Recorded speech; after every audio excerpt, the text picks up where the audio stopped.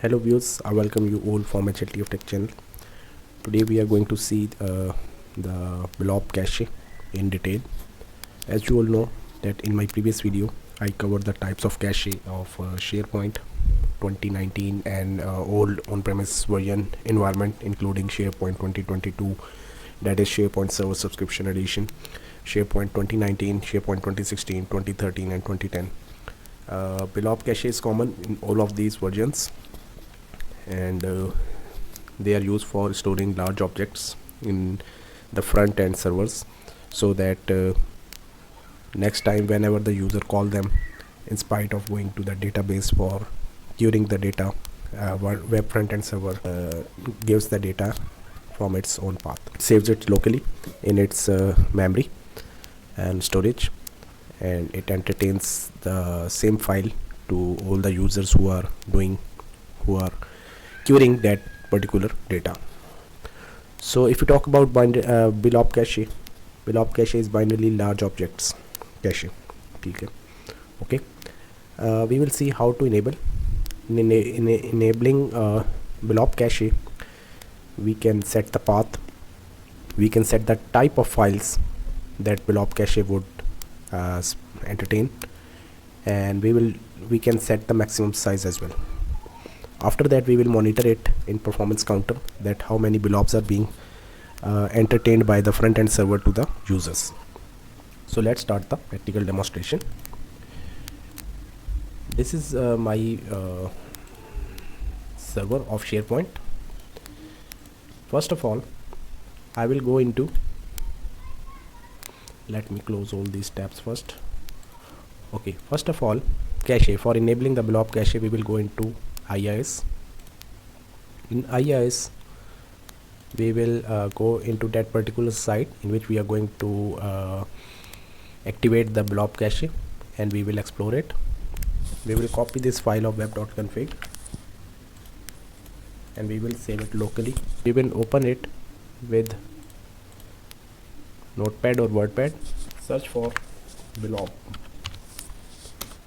BLOB, like that one. This is a BLOB cache. This is the portion of BLOB cache, okay, that I have just highlighted. Let me zoom it.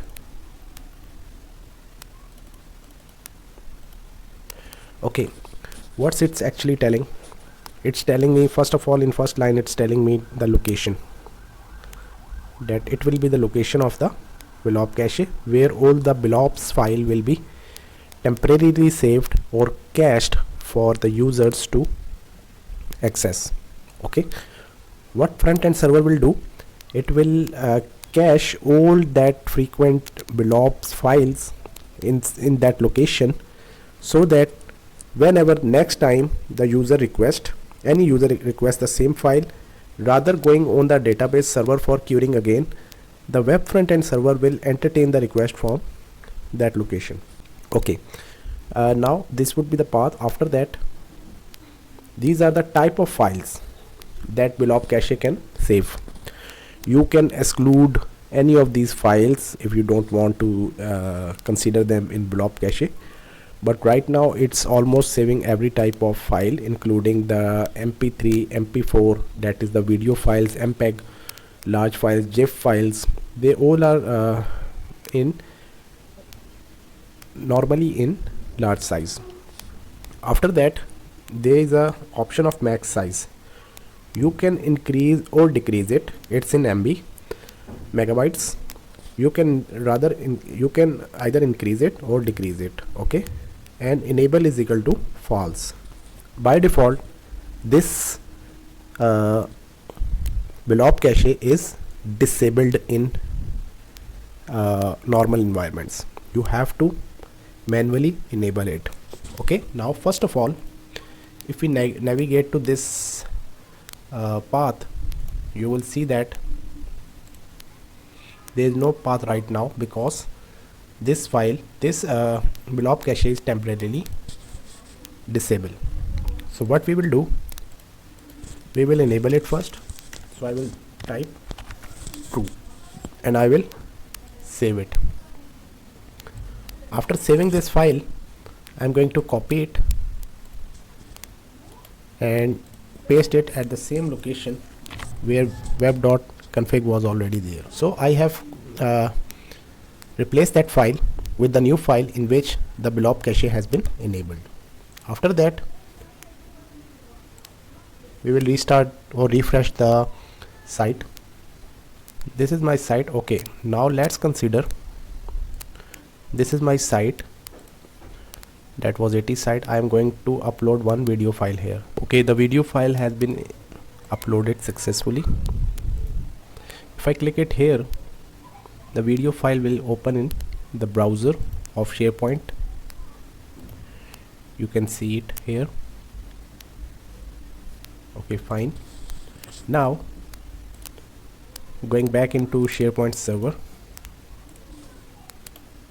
Here you can see now, as soon as I play a large file from any client side, a folder with this name, with this location has been created. Okay, and here you can see that that file is now cached in the front-end server of SharePoint. It has retrieved that file from the database server and it has temporarily cached it in the local storage. Okay, now let me show you here.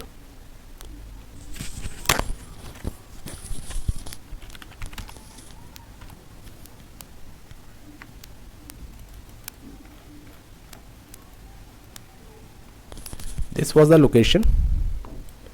Okay, if you want to change the location, you can also change the location to another drive. So this is a default location. You can change it as per your convenience. So if I go into that location, that is this one, this is the same location as this one, and in that it has built up its BLOB cache, in which it has automatically created some files, and in the shared documents here you can see that the file that is auditing in Dynamics CRM, which was played from the client end, that was this one, auditing in Dynamics CRM, has been cached. Okay, now what I will do, I will copy another file here. Okay, I have uploaded one more video file here, that is this one. Now you will notice that in this environment, this is the location of the cache files. I'm going to close it, and I'm going to show you that as soon as I play it from any client side, this is the client side, I'm going to open it and play it. So what it has done, on the first time, the client has requested the front-end server for that file. The front-end server has seen that this is a large file and it can be saved in cache because BLOB is enabled. It will save that file in the BLOB. Now I close it and go into my this one, and here you can see that one more file has been cached here that was called by the user. Let me go into the performance counter to see. Going to add if I go into SharePoint, let me show you here. This is a disk based cache. You know, disk based cache is similar to another name of BLOB cache.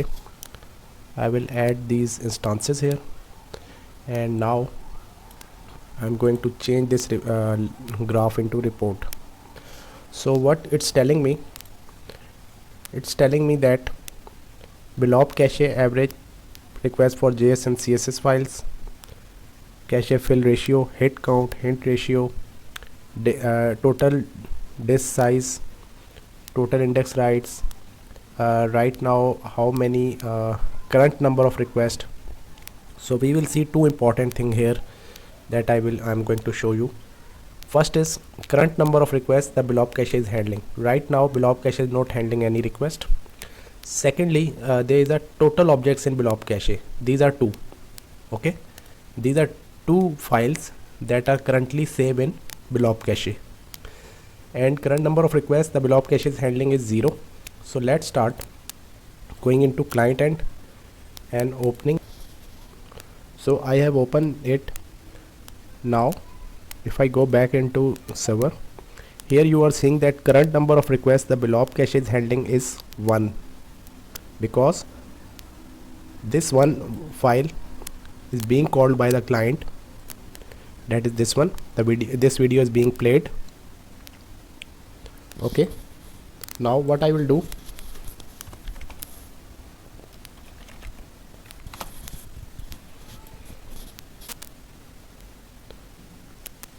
this is one file being played. Now I am going into documents and going to play another file. This file name was, what was the name of this file? Creating new apps. Okay, now I will open this one as well, and as soon as I will open this one, you will notice that the performance counter will increase. Current number of requests the BLOB cache is handling will increase to 2. So let's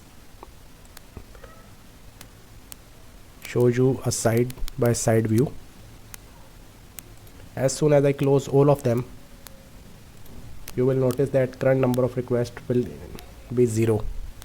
Now again opening anyone, the current request has been increased to 1, because one video is being played by the client. So in this way you can also see that BLOB cache performance and current number of requests it is handling, and the number of requests it is handling is reducing the number of load of read write on the database server. So in this way BLOB cache can be enabled, path can be set, type of files can be set, maximum size can be set, and can be monitored in performance counter. I thank you all for watching this video, and guys, subscribe my channel and enjoy watching more videos.